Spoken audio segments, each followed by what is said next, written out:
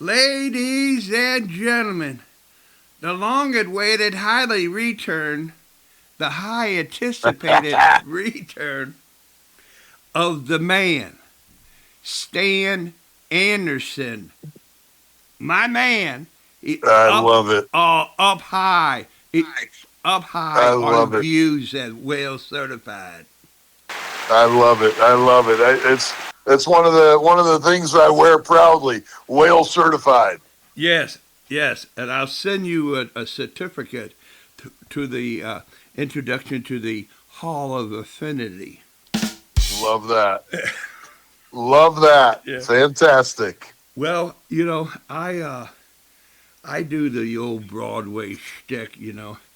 But man, you and the missus and the family and friends have come together and just completed a goalkeeping camp called Camp Shutout uh, with 770 people, Yeah. goalkeepers.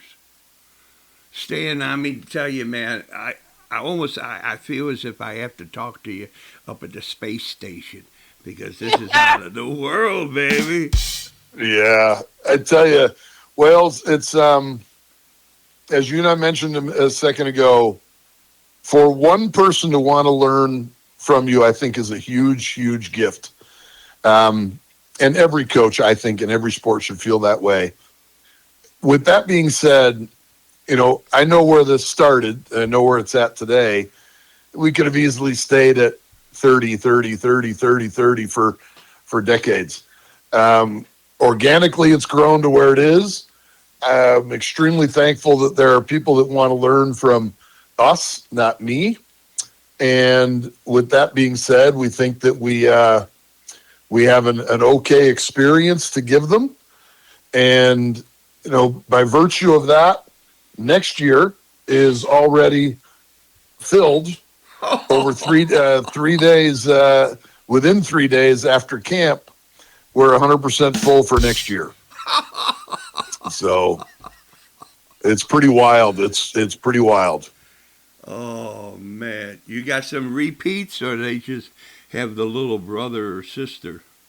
Oh yeah, I mean, one of the only ways to get in is by virtue of being in our youth academy, and you automatically go into our big show, little big show, into the big show. So if you attended Little Big Show, you automatically have space in the big show. So that happens. Our retention is pretty high. Um, our execution of people verbally committing is really high. And then our execution in January of people converting their verbal commitment to a registration is pretty high. So those numbers translate pretty well to where we'll end up being come January 2nd. We'll be full via registrations by January 15th, if not sooner this year. And then that allows us the period of the rest of January, February, March, April, May to prepare for camp in July. So it's a little bit of a routine at this point. Yeah, man. When earlier when you said, "Hey, I got a couple phone calls I got to take care of," and Yeah. I was thinking, "Holy cow, man!" When camp shut out, everybody goes home, and it ain't over for camp shutout staff. Oh, no, it's not. No, it's not. You should see I should send you pictures of our kitchen table has 500 pennies on it, different colored pennies. Our chopping block in the kitchen has paperwork for this or that hoodie that got there, didn't get there, didn't get picked up, whatever. This shirt, that shirt, all that sort of stuff that happens post camp. And that's what's going on right now. People that were only there for 2 days or were only able to make the last 2 days or whatever. So we work with them on what we can do to make that situation for them easier. Just a ton of stuff that ends up having to happen that people don't see. And my wife does an unbelievable job in keeping that stuff organized. And for full disclosure, your wife is Wales Certified Hall of Affinity. Love that. Love that. I will tell her today. Oh man, I mean to tell you, when she married up, she didn't think she was going to get all of this. Exactly. But you're 100% right. 100% right. I am clearly the one that married up, but she does unbelievable work for us. Oh, absolutely.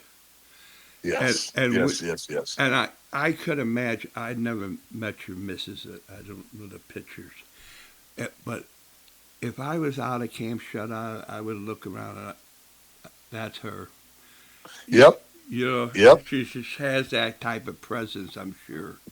Exactly. The queen of the grounds, that's for sure. She took on a bigger role this year. She meaning she already has a huge role, but she wanted to make sure all the water was out at the 10 fields that we use.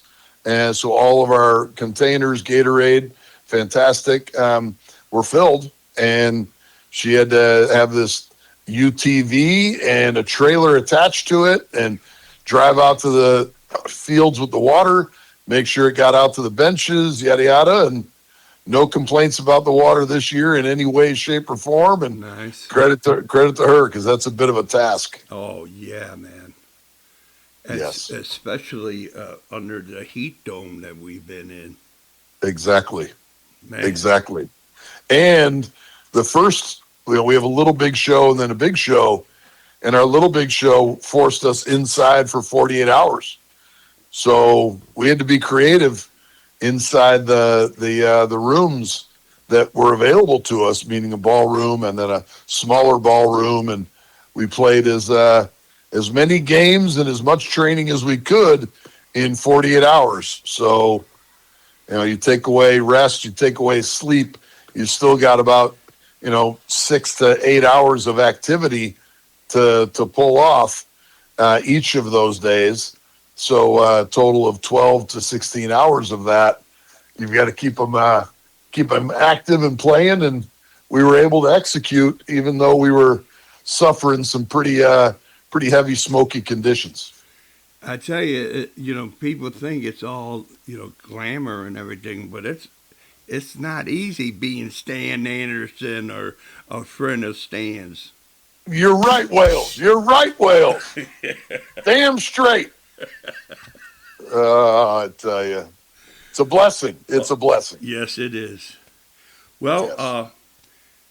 It goes over, you have it, and, we talk with them, but there's this big pink elephant in the room. It's called the World Cup goalkeeper. Yeah. And Stan, when you get a podcast, you're able to do, you try to do what you want to do, and Yeah. and it just I wanted to do this episode. Yeah. And I could not think of anybody else but you. And if you were unavailable, I don't think I just would have not have done it. Appreciate that. Yeah, but Appreciate that. right. But the whole story, Stan, is that we talked about it before, and we seen it coming, and then it happened, and then some surprises happened. Wow, man! And Yep. then today, he's back. He's signed to go to 30. Yes. So I'd say for me, I struggled early with the results, but it was like, okay, I'll give the leash. Then we did well versus Senegal in the World Cup tune-up, and then we looked awful versus Germany. And prior to our World Cup tune-ups, we were not looking all that great. Now, there's contributory reasons for that. This player available, that player available, this player staying away, whatever, Pulisic, yada, yada. various things that were, a lot of bullshit. But at the end of the day, what happened was the Senegal performance was very clean. And then you got Paraguay, first game of the World Cup.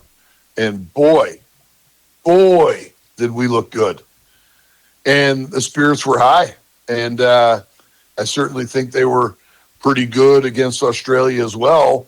Turkey, it just didn't matter. In many ways, it just didn't matter. Then we get to the knockout, it's good. But then we're exposed. And Freeze was exposed, but we were exposed as a team as well. And I hope that, as I grew into watching Coach, I was increasingly pleased that he was doing a good job. My expectation, though, is with him here a full cycle, the various events that he'll have us in. My expectation is that we get to the round of 8, we get to the semifinals in 30. And that's, of course, hopeful that he's here until 30. A lot can happen. We've seen others under contract that were moved along, Jurgen Klinsmann. So, let's trust that he's going to be here through 30. There you go. Now, when you say expose, do I go to the Webster dictionary or the Funk and Wagner to get the precise definition of what do you want me to understand about the word terminology? Yeah, I think it's the book that's behind the eyelids where you open your eyes and you go, what the was that? It's so saddening and maddening that we have 40 million people watching us on July, whatever date that was, and we are playing as poorly as we did. I was privileged to be at what I consider, and I've been following our full side since '89, and 90 was our modern day first qualification. So, that's before our modern day qualification, the early days of Gansler. And, since then I've followed it almost religiously, watched virtually every game with my boys, my wife often there as well, qualifiers, which our country doesn't respect enough to cancel games and such to watch qualifiers, right. men's and women's. But how well we played against Paraguay, how good we looked, how we forced them into mistake after mistake, didn't give them an inch, banged goals, put one in at the death, never gave them a chance, put a stranglehold on the game in front of, millions watching, but a full house in LA.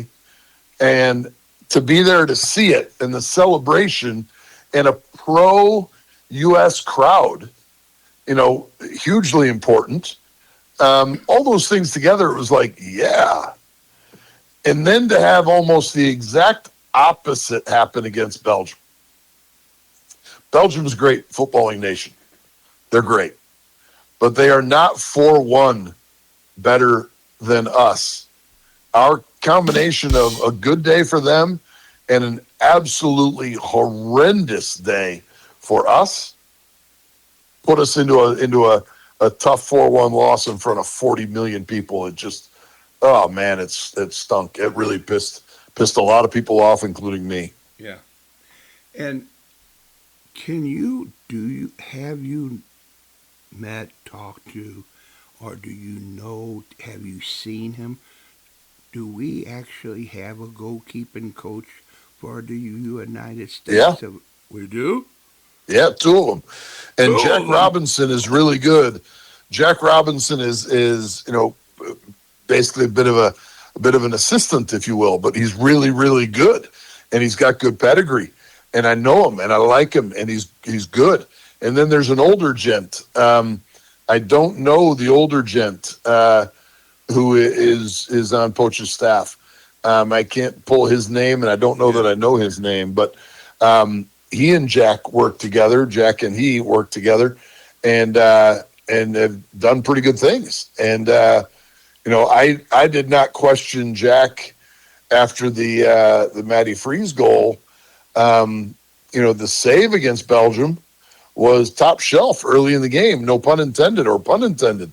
It was a quality pull off the top shelf going in, upper hand save, etc. But then to concede the goal that he conceded, uh, just man, it was so disappointing. GK Union, protect him, look after him, all this sort of stuff. Yes, but the high line was good. The decision to be high was good. To bring the ball down was good. And then I don't know where the mind got caught. He did not get caught in the ground. He got caught in the 6 inches between his ears as to what I'm going to do next. And that pause was deadly. And I, you know, I think that there's an element of this. Matty Freeze is a good goalkeeper, but Matt Freeze had not played against the likes of Belgium. No way. And so that touch, while he thought maybe he could get away with in MLS, he could get away with maybe in CONCACAF against certain opponents, he's not going to get away with versus Belgium. And that hesitation, that double pump, if you will, that I'm going to bring the leg back and do something else, and it puts Ream in a bad spot.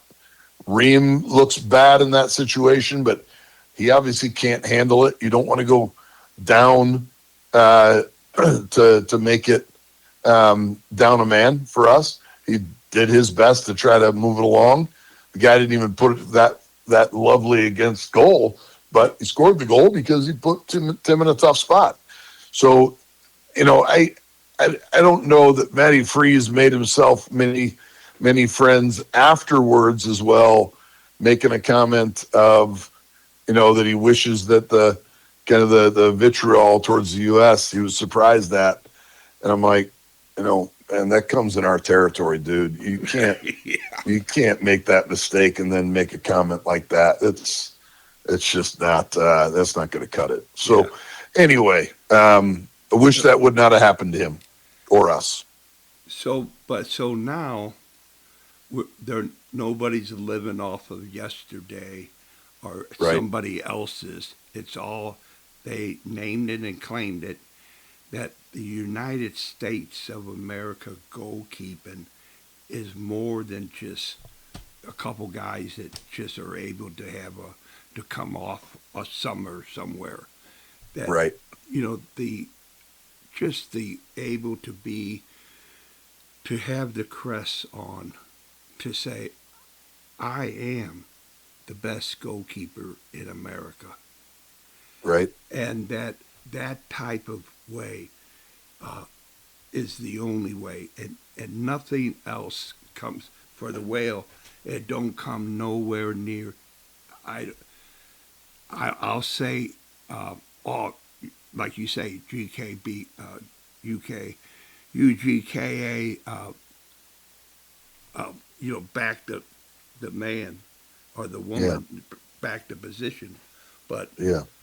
then that's one time, Sure. and then but the whole ideal under 23, the whole gamut, youth soccer, that when you are on a top notch team, you have the top notch goalkeeper. Yeah. And anything else is not going. And I had to, you know, stop and maybe I'm reflecting, God save me, is that to say, hey man, nobody's ever won the cup with an international coach. They always been homebred. True. True. And for me, I don't know. It's like reading a racing form. All right.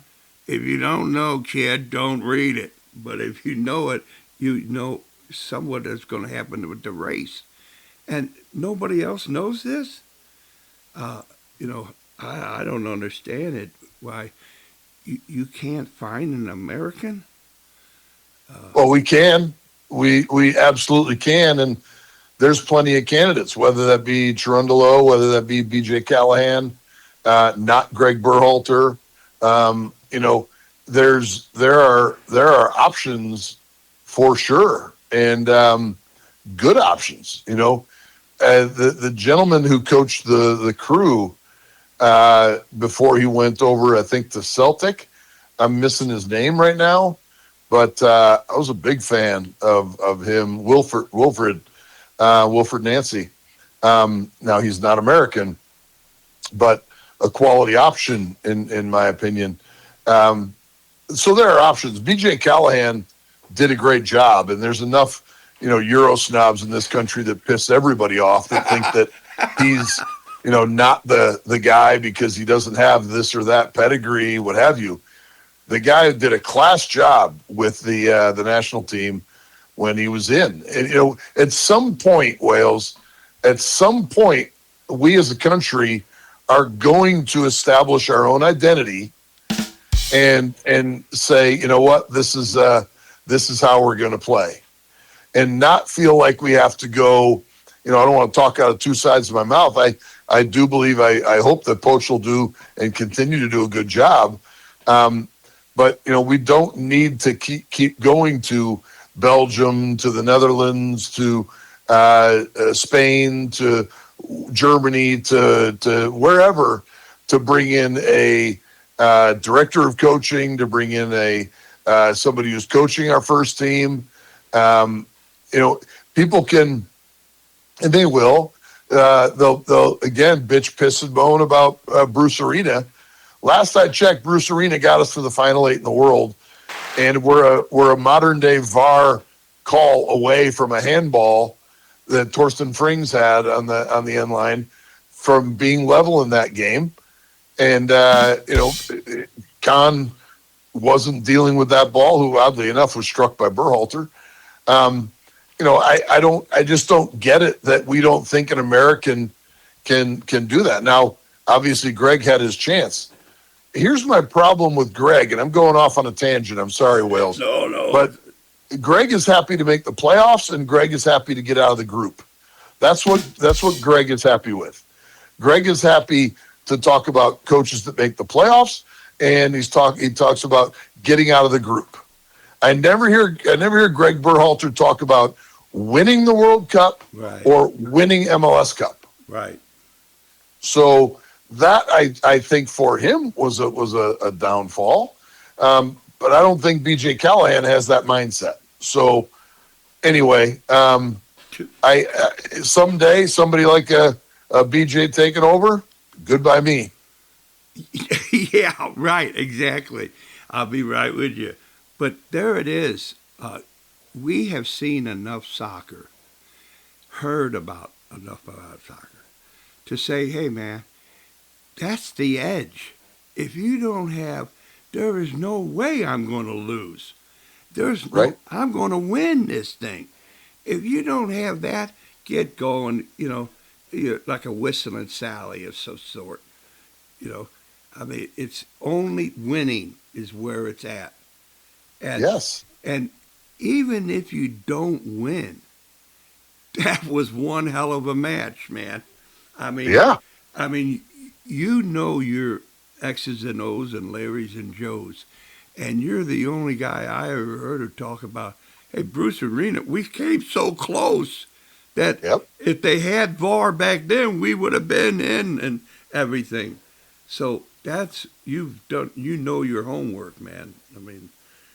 Well, I try, but the thing is that Bobby G, Coach Gansler, he qualified for Italia with college guys. Those were college guys. Yeah. And he loses 1-0 to Italy in front of 80,000 people, 80,000 whistling fans in Italy.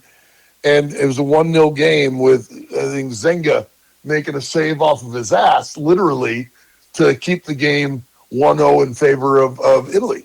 And so I just don't understand why, we seem to have either become enamored by European or South American coaches, or we've become disinterested in our domestic guys being able to do the job. Yeah.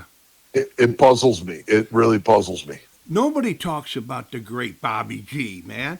I mean, Yep, come on, man. That's not a diamond in the rough. That's a diamond shining. exactly, exactly.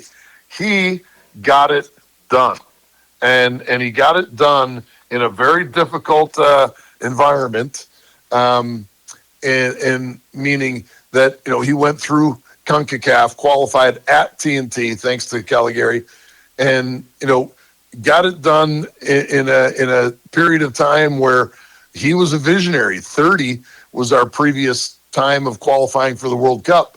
So 60 years later, here comes Bobby Gansler saying, "Yeah, we can do this." Yeah, And Joe baby. Joe Moshnick being on his staff. I don't know if Kowalski was on his staff. I don't remember who else was on his staff, but did it with a quality group of guys that are still relevant today. Winalda, Arksey, Friedel, Keller. Obviously guys that did a really good job. Miola at that time in goal. Vanoli, rest in peace. But Bob was a great visionary. And then we went into foreign with Bora, and then we go to Samson. Then we go to Arena. Then we go to Arena again. Then we go to Klinsman, back to Arena. It's just I don't know. I think that we are in a position where we should see some stability with the cycle. I don't think that Poach had a full run up to the cup. It'd be nice to see him have a full run up to the cup here in 30 and see how he does. Okay, I've never seen the guy play, but I heard nothing but glory with Frank Borghi. But this, Yeah. but this Vanoli guy, he won it here in St. Louis with he stopped the PK or something. Yes, he did. Vanoli was he was a fantastic goalkeeper. What a sudden tragic loss that was. But there is a truncated or a lesser known Tony Miola if David Vanoli stays with us on this planet, and he'd still be with us today. But sadly, unfortunately, we lost David, but he was great in qualifying for the World Cup. He really was. And then boom, we lost him. But what a great goalkeeper he was. Relatively unconventional, big body, agile enough. He was fun to watch. It was tough to get a ton of games of being able to see him play back in that window of time compared to today's modern day of being able to see and record and Yeah. all this sort of stuff. But what a goalkeeper he was, man. Okay, so Stan, let Wales Certified be a fly on the wall, and you're sitting across airspace for Jack Robinson, Yeah. and you're saying, listen, because I'm sure he's, what, 25, 30 years younger than you. Yep. You say, listen, kid, well, Yeah. Love it. what do you tell him? I have been very, very respectful of Jack's time and space. Fun fact: the U.S. were making their run, and certainly Paraguay, Australia, and fantastic. And I would DM him on Instagram saying I love you, and then the next game was I fucking love you, and then I really fucking love you. We just have a little bit of banter back and forth, and I said, I'm trusting that I am the only guy sending you a DM saying how much he loves you. So we would have a little bit of fun back and forth. But Point being is if I sat down with him now and we were had some sort of a discussion, I would ask him, what if he's going to be here through 30, what he envisions as a pool for 430. And I would hope that in that conversation, names like Celentano, Slanina, Rizvanovic, um, uh, maybe Turner, maybe Freeze, without a doubt Brady, um, are names that are brought up and considered. Diego Cochin was there, and he was there for a reason.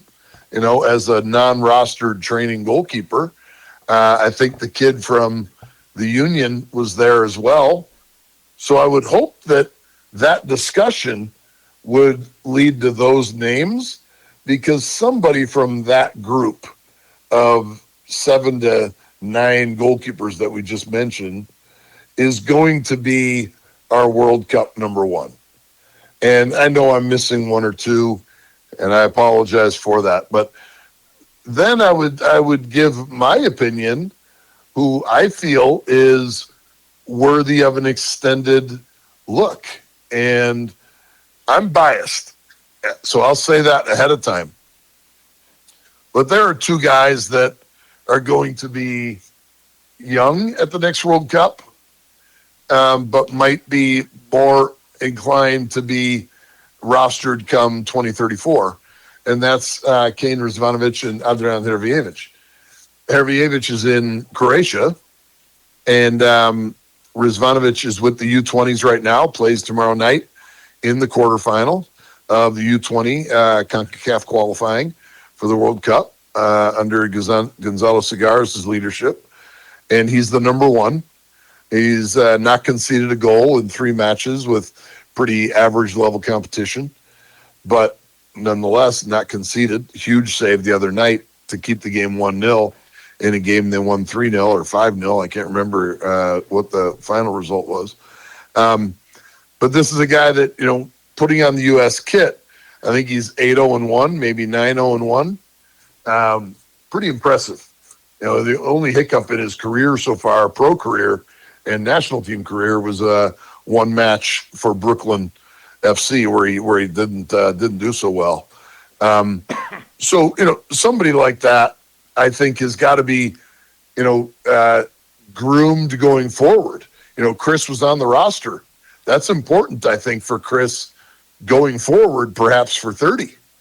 And he's young as well. So when you talk about a Chris Brady and a Kane and an Adrian and a Celentano and a Schulte and some others, coaching Andrew Rick, I think is the guy's name from Philly.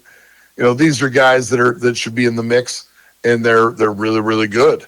But I think we have to move past, unless their career continues to blossom up or forward, we got to get moving past the Freeze and the Turner and the Zach Steffen and Horvath, and start seeing these young guys that are hopefully going to be playing against high level competition to potentially carry a team.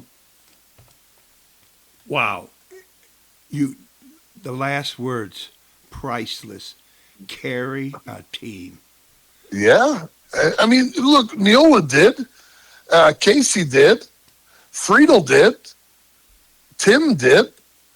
Those guys could carry results in difficult environments, to get it done. And some people will have a go at me thinking, these guys are doing it right now. Bullshit. These guys are doing it right now. Meaning that, when you look at those guys and the work they did in those environments, we got results. We were for qualifying for 22. Okay. We were third. We were third in qualifying, behind Canada and Mexico. So, the last time we had to qualify was 22. Now we did, and it wasn't like a final goal we needed like Caligari did in '89, but it was not like we just sailed through qualifying. So we're gonna have to qualify for 30, and people think it'd be easy because if there's an expanded World Cup, if there's 64 teams, we should be one of the top 64 teams in the country, in the world. Sorry, yes, of course. But there's just no guarantee when you have Canada. I believe under a quality manager in Jesse. When you have Mexico is extremely dangerous, and then you have us, and then you have who knows who else can really spoil a party here for the states. That's where I think Poach is going to make his money, is moving us into a top spot of CONCACAF. And that's not going to be easy. No. Okay, That's not going to be easy. So we agree. If some 40-year-old puts on the USA kit and is, carrying the team, we'll applaud him all the way. Sure. Yeah. But it's got to be somebody, again, I think in our world, one mistake can really define you. Yeah. I feel for Matt Freese because that mistake is going to stay with him forever. Yeah, It's unfortunate. In our highest visible game ever, to make that mistake, that's tough. It's tough to live with. But Sean Johnson had something similar in the Olympics. Yeah. And they can say that, we're human beings. They can say, I've already put it in the rearview mirror. I've moved past. And you can say, that's great. But the reality is that it's going to live on X. It's going to live on Facebook. It's going to live on Instagram. It's going to live in the commentators' voices. Anytime you step onto the pitch, in one way or the other, they're going to bring it up. Unless somebody, when you say a 40-year-old, unless that 40-year-old is playing at a really high level, then they can go in and turn in a performance like Vozina did. Yeah. And that was an unbelievable performance at 40 years old. Yeah. Great. And he wasn't playing against high level competition. I think he was a friggin' electrician or something before he stepped onto the pitch with them. So, that's awesome for him. But frankly, we should be, our goals should be higher. Maybe that means Chris Brady moves. And maybe that means Gaga takes Sladina takes a loan spell that he does extremely well with, maybe in the championship, maybe somewhere else, and he kills it. That is what we need, and then that player taking the reins. But I don't know how old Turner and Freese are going to be. But for me, somebody like a Zach Steffen, for instance, never really got it done at a high level with the national team to be considered in the same breath as guys like Miola, Keller, Friedel, and Howard. Right. You don't hear Miola, Keller, Friedel, Howard, and Steffen. No. No. Hey, I just found out the other day that our minds are not our friends. That the whole structure, the currents and this and that, it's saying, hey, don't worry about it. Sit down. Don't do that extra day of training. Forget what he said. Do what you got. Our minds are not our friends. I mean, it takes every fiber of your soul to say, I am the captain of my destiny. I'm going to do this. That this is positive mindset without any of the distractions. You're out of there. So 100%. Okay, thanks. I'm validated, ladies and gentlemen. I've just been validated. Yes. Yeah. Yes, without a doubt. So here it comes. 770 goalkeepers. And this is that just recent, just a couple weeks ago. Oh And yeah. and now it goes back for say the last five decade of Yeah, since seeing 80, 89. Yeah. yeah of seeing all these proud upper American goalkeepers and a lot that come from all around the country. You see it. You you see what they're at their age, what they're being taught, or their style of play. Has there been wow? We've come away, or is it not so, or is it it just goes? It happens, and then all of a sudden within the magic dome of the United States soccer camp, they become genius.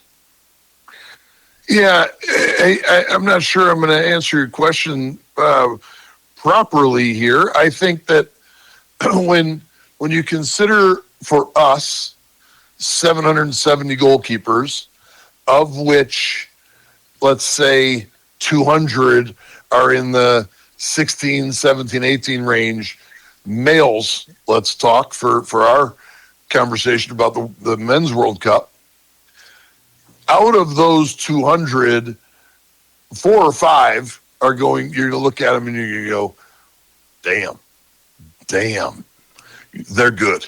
These these guys today are really, really good. Now, let's talk about Kane. Kane has been to Camp Shutout before, and Kane is now where he is in his career. Um, at 14, 15 years old, Kane was as average as can be. So you couldn't go, yeah, this kid's gonna start for the U20s and be in CONCACAF qualifying to get to the U20 World Cup. I mean, you're fucking crazy. There's no that is not gonna it's not gonna happen. But you fast forward 5 years, say 15 to 20 years old now, and it is the case, and he is that guy now. I can say, and Kane will vouch for it, and so will Adrian Hervievich, the Croatian kid, domestic born, but Croatian kid who's in Croatia professionally, that at 16, I said, these guys are, I told Gonzalo, these guys are the business. Right now, the two of them should be in not really involved with MLS teams until Kane with Minnesota United and a cup of coffee that didn't go so well at Cincy. Uh, you know, so most of his years have been in his development years have been in pay for play models, what have you. He has blossomed handsomely, and Adrian has never been property of an MLS team, and he's over in Croatia as a pro. So those there are many field players it happens to as well, players that blossom, and we just need to make sure that there's an opportunity for them to show and be able to flourish. But it's not like this system or that system, or me or Ryan Goda Thompson or Todd Hoford are making any of these guys. What's happening is they are blossoming into the young men that they are, and they're taking into account what they've learned, and they're applying it across all platforms to become who they are. I trust that Kane Rizvanovic with the U.S. and Cam Soro is doing extremely good work for Cam Soro, who's coaching him on that cycle. Wow. Great. So it's a matter of a little bit of DNA, a little bit of luck, a little bit of durability, a little bit of opportunity. It's a recipe, and when all those things come together for somebody, great. And when that opportunity knocks, you've got to be able to knock that fucking door down. Man, every every half inch of my body is covered in goosebumps. I mean, Stan, Love it. man, that was some Love it. awesome stuff. I mean, that Love it. just says it. And, of those 770, a whole bunch, are not going to play professional, but Right. they're going to play some type of college and are, without a doubt, they are going to be well certified, knowing the position that. There you go. Yeah, baby. That There you go. when they're in their 20s, they're going to be great goalkeeping coaches. When they're in their 30s, they're going to be like a international. And, Yep. And Yep. and then coming to close to 70 years old. I know the history of goalkeeping. There you go. Exactly. I'll tell you what, Wales, 100% of preeminent focus for us. When they come to us, when they leave, we want them to leave and us knowing that they love the position and they love soccer. If that happens when they leave, we have accomplished our job. So our final environments on Tuesday night, on Wednesday night, on Thursday night, on Friday afternoon, those environments are second to none. They're second to none. If you're a goalkeeper playing in a final in front of 1,000 people and they're right on top of you and it's bang, bang, it's a great environment to be in. And there's chanting, there's singing, there's drums being played, all that sort of stuff. But what I want every one of them, there's only, 15, 16 kids that are playing in that final out of the in 1 week, 500, and the other week, 270. So out of those 2 weeks, you only have a micro group of kids playing, but the rest of them are celebrating what they're doing. And if they love soccer, if they love goalkeeping, walking out of their week with us, then we've accomplished our job. Ladies and gentlemen, under full disclosure, if you are a goalkeeper, if you are a parent of a goalkeeper, a goalkeeping coach of somebody, you cannot afford not to step into the realm of Camp Shutout. I mean, Exactly. Yeah, baby. You can't afford not to go, bro. Yep. Yeah. Yep. And right now we only have space in our youth academy. That's the only place we have space. Yeah, baby. I mean, streamers. So just to follow you along. I never been there, but hearing your story and hearing you for the last 10 years probably, that you are an amazing individual, but an amazing goalkeeper and a goalkeeping coach, according to Mark Linton. I love him. Love Litton. Love Litton. What we need to do is get you up to Camp Shutout. Oh, man. So you can experience what it's all about. Yes, I do. From your lips. So then you can look and go, you know what, Stan, you're not full of shit, or Stan, you're full of shit. One of the two. Okay, and to wrap this up, Stan, because, it's not all about you. We got to. Correct. Okay. Is that help me to understand what I just witnessed at this past World Cup about goalkeepers from all around the world and what they did on their individual games, that people that never knew nothing about nothing. The only thing they knew about goalkeeping is somebody, if you hit it right at them, you're going to score a goal.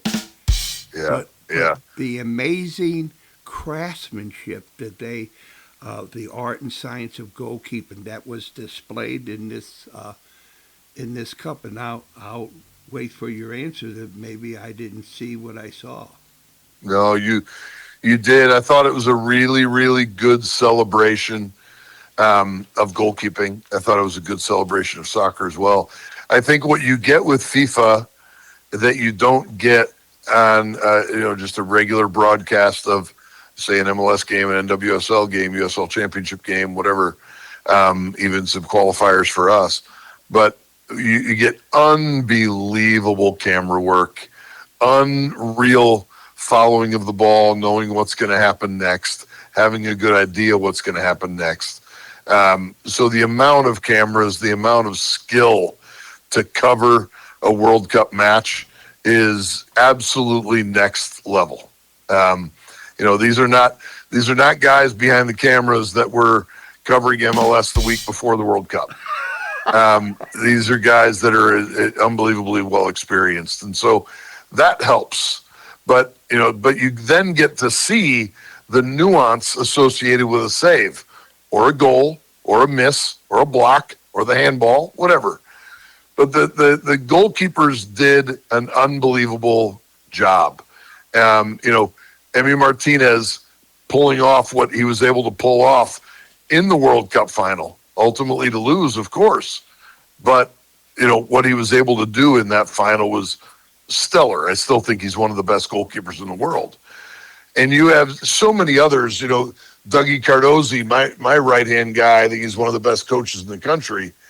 And what he would talk about is, the goalkeepers going into the spread too early, different moments like that. And at times they did it too early, whereas going in with their hands would have been a better choice. But, you're talking about the best in the world. You're talking about Courtois allowing a deflection goal. He's going to make that save until it's deflected, and Tillman ends up with a goal. Great, but otherwise he was stellar. He was unbelievable in his skill. So, you could go on with Alisson and others that were just brilliant from communication, from shot stopping, from distribution. For the whole thing as it relates to goalkeeping was a bit of a celebration. There were not a ton of gaffes. There was an occasional gaffe, non-World Cup. That Novo Rios goal the other day was horrendous. A really, really bad goal to concede. And Freeze's goal in the World Cup was a really bad goal to concede. But there was not a bunch of those in the World Cup. I think the overall the display by all countries and their goalkeepers was stellar. I really do believe that. The guy from, was it Belgium? I'm missing who it was. I'd have to check. I was communicating with Sarah Klosterman, and oh boy, I can't pull the goalkeeper that I thought was unreal. Was it Finland? Man, he was I believe the best goalkeeper in the World Cup. I'd have to pull it. I can't pull it right now, but I think that he had the best World Cup of any goalkeeper out there. Wow. Well, there we have it, ladies and gentlemen. And I want to, I can't say enough, and I think I have your support to say this.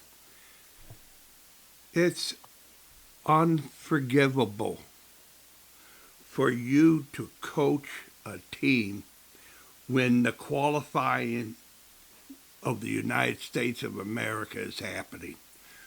Oh, pisses me off. That you and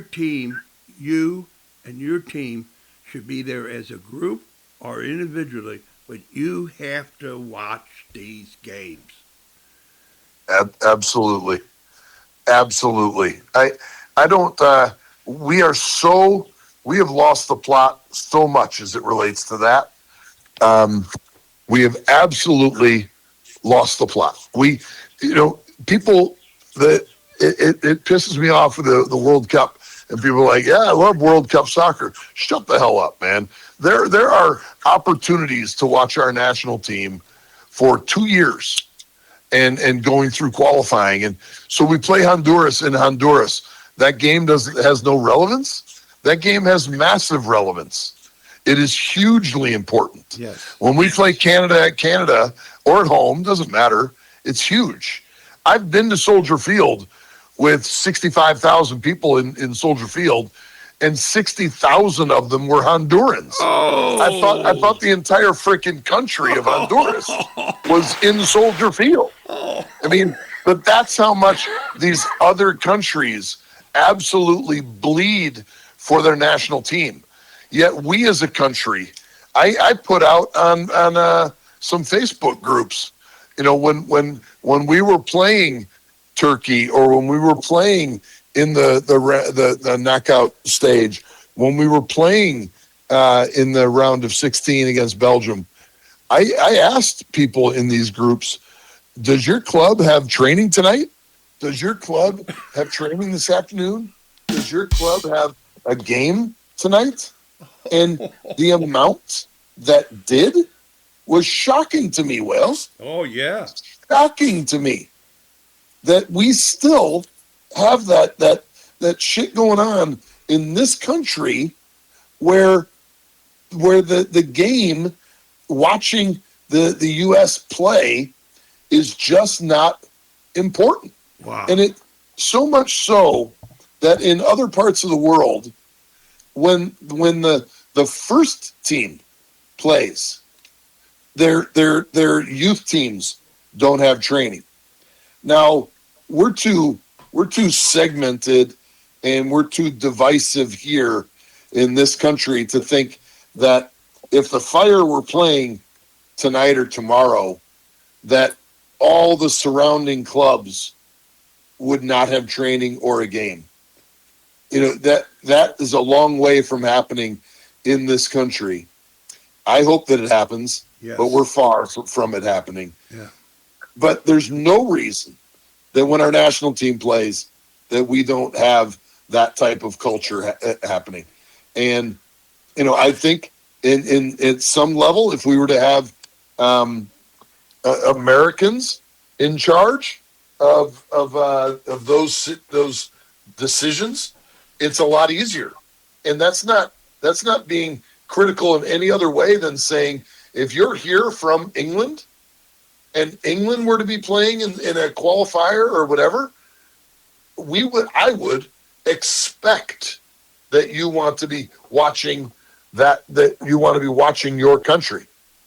But it's a lot easier to say, oh, we have training when England isn't playing and the US is, but you don't have that same level of commitment. And so, okay, well, it's America playing, and it's easy for me to just say to the kids, we got training. That's not good enough. That's not good enough. Our standards should be higher. Ladies and gentlemen, under full disclosure, I have lived my entire life searching for the holy hour. And I never felt that an hour talking goalkeeping at soccer with one of the American greats would be like a holy episode of Wales Certified, man. Love it. I mean, wow, wow, wow. Love it. And it goes where we stay with it is to say, Stan, whatever you want to say to who you ever want to say it to for as long as you want to say it for. This is you, Big Stan. Well, you're kind. I'm going to use this window to thank you for having me on this platform. How kick-ass is that to be whale certified? My voice is getting as grovelly as yours. I'll take that as a credit. I'll take it as a badge of honor. And then my other part would be to thank everybody who spent time on our staff this summer. What a great group of people. And they gave me personally a lot. They gave us collectively a lot. They gave the kids a ton. So that's great. But at the end of the day, they shared the game with literally over 1,000 goalkeepers. And so I'm over the summer and winter. So I'm very, very grateful and thankful to them. And me saying it right now is not enough credit given to them, but it is certainly credit given to them. Right on, man. Right on. There we go. Man, I tell you, the the goosebumps, and then I'm just exhausted, man. Wow, what a Love it. yeah, what an episode. Love it. Love Okay, it. Love it. Love it. Love it. all right, Stan. I'll send it over to Mark Linton and say, hey, can you top this?